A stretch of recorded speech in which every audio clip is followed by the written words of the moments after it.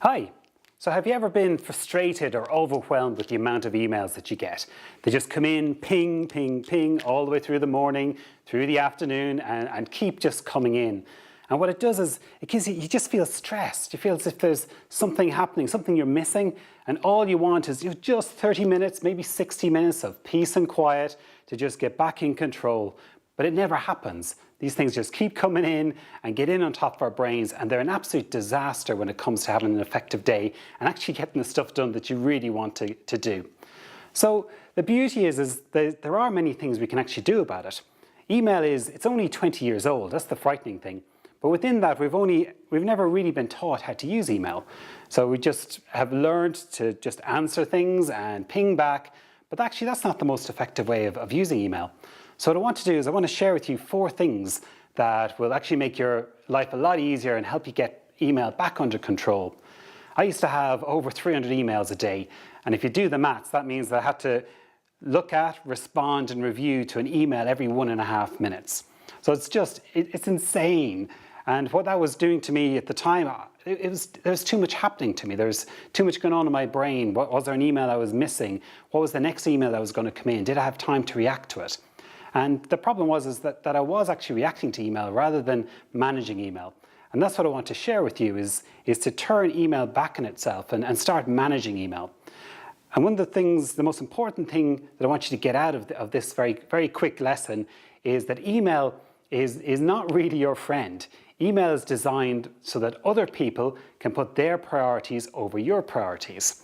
And if you think about email in that way, you'll start getting much better at managing it and keeping it under control. And what do I mean by other people and their priorities? Well, it's quite easy. If I want to get you to do something, I say, "Dear John, can you please..."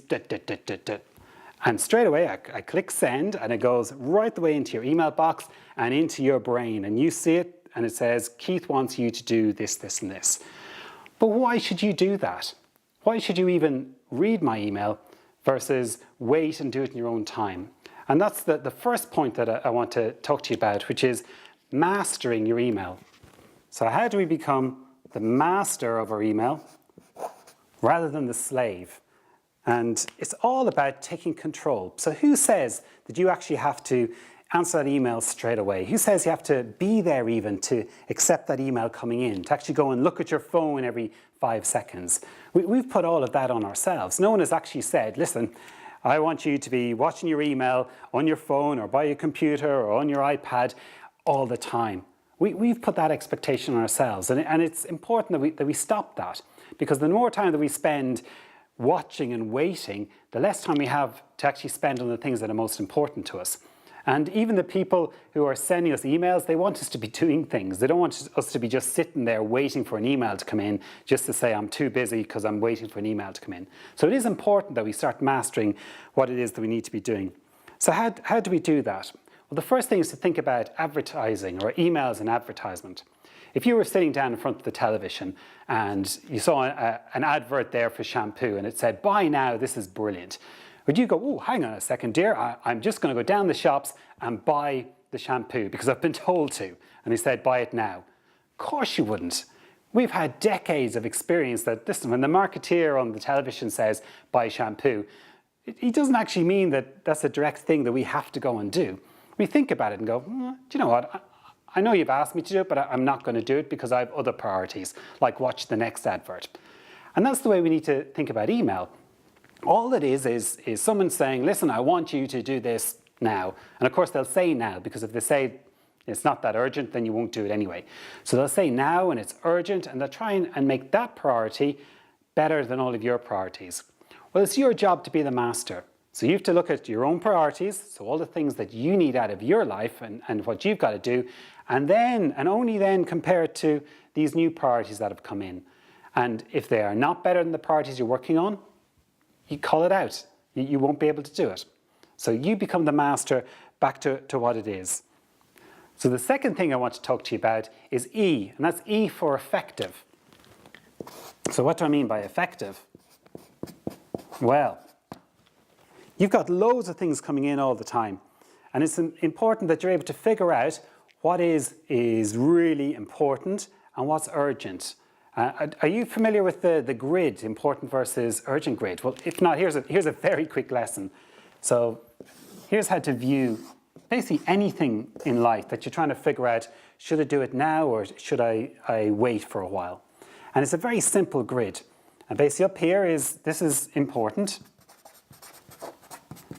And down the bottom, this is urgent. Okay. Oop, can't even spell urgent. There we are, urgent. And the grid is simply that. Now, where do your goals sit on this? Well, your goals are important, okay? If they're not important, they shouldn't be your goals. Your goals are along here. And what happens is that every day an email comes in, and you've got to ask yourself a question, okay? Is this email important? Is it relating to my goals? If it is, it's along here somewhere. It's up there, it's very important. If an email comes in and it's not relating to my goals, so, dear Keith, can you make me a cup of coffee? It's not important, okay? So it's down here somewhere. And the second axis is the urgency.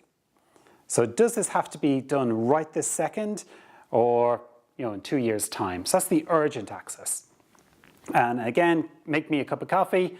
Yeah, well, I really need the cup of coffee. It's urgent, but is it important? No, it's not important. So that'll be over here. Whereas collecting my child from school in 10 minutes' time, that's pretty important and urgent. So that's up here. Okay? And the whole secret of being effective is to try and spend as much of your time up here on these guys, the things that are important to you. Now, what do you do with these guys? Well, one of the things, when you look at your emails, about 80% of what you get is actually down here. They are not important and not urgent. And most of it you'll know is what I call the CYA, the cover your bottoms.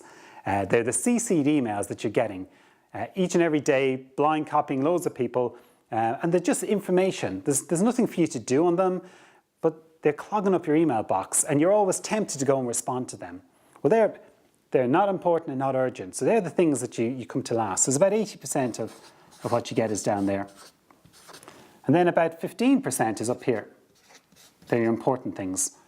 Now, hopefully, most of your 15% are down here because you're doing a bit of planning. But if quite often what happens, we always have shocks and things happen that just require urgency. So some of our important things will be up here. But usually it's about 3%. The numbers I'm quoting you are actually from a study I did, basically of my own email box over a 2-year period. So it's 300 emails a day by, a lot. And then you have unimportant things that are urgent. And these things here, a good example is the boss just wants something. It's not that important, but it is your boss, and it's a favor that's required. It's very important to him, maybe not to you, but it's important that you do it. It's urgent, or sorry, it's not important but urgent. So you need to do it. But typically they're less than 5% as well. So the killer is to manage this, is to stop focusing on the 80% of emails and start focusing on the really important ones up here, the ones that are moving your important goals forward. And the third concept I want to get you past is, well, how do we start managing this 80%?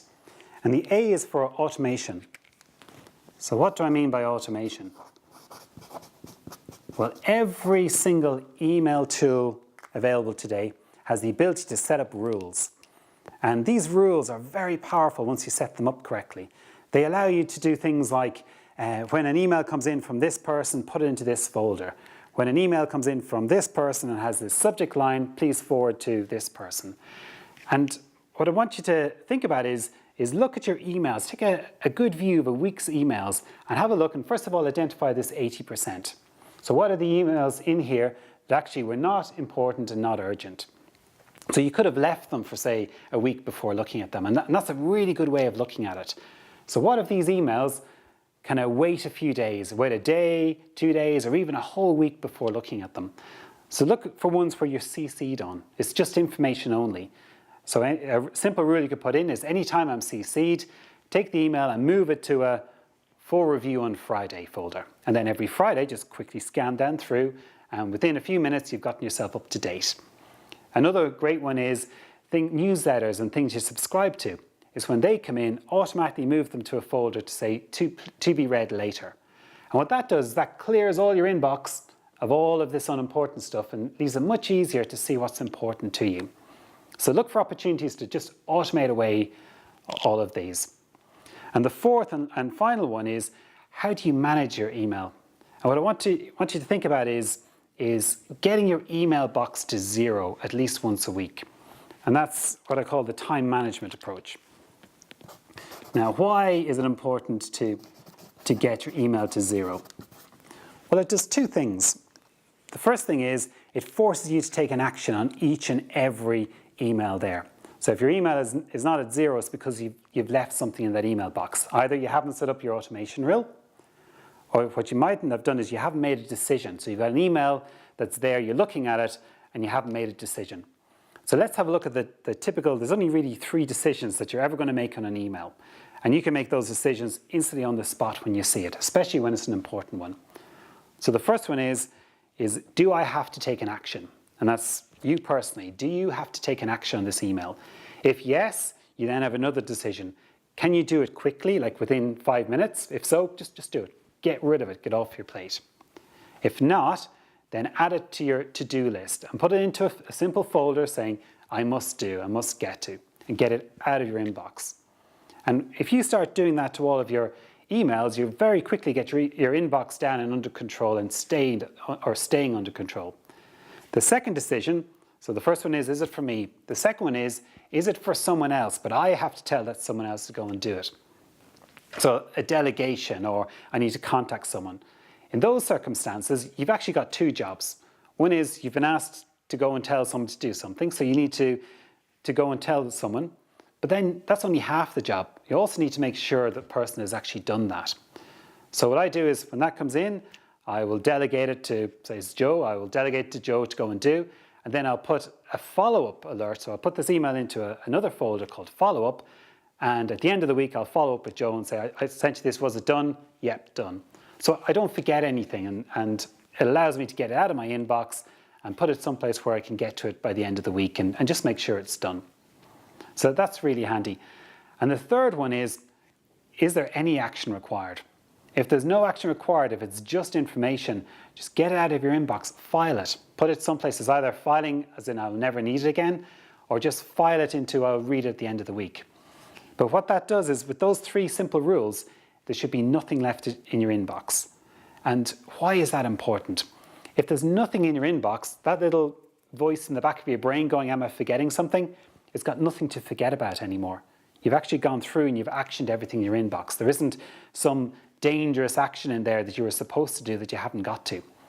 And how do you know that? Well, first of all, you cleared out the unimportant stuff, so you only had visibility on the important stuff. And then the important stuff you went through and you took a deliberate action against each and every one. So you can sleep at night at long last. You're not afraid of missing anything. And that's the beauty of time managing and getting your emails back down to zero. Is it difficult? No, it takes a bit of bravery, because the first time you try and do this, imagine sending an automatic email back to someone saying, yeah, you CC'd me on this. I'm assuming there's nothing for me to do in it. If there is, I will review your email on Friday, like I always do. But just in case there was something on that for me, I'm not going to be doing anything until Friday. So imagine if that was your automatic rule. Yeah, pretty brave putting that in for the first week. But after a while, everyone learns, hey, that's fine. Keith, I'm quite happy for you to review it. I was just sending it to you for your information. So as long as you read it like by Friday, I'm fine with that. And once you get over that, you stop this email poking you every 1.5 minutes saying, look at me, look at me.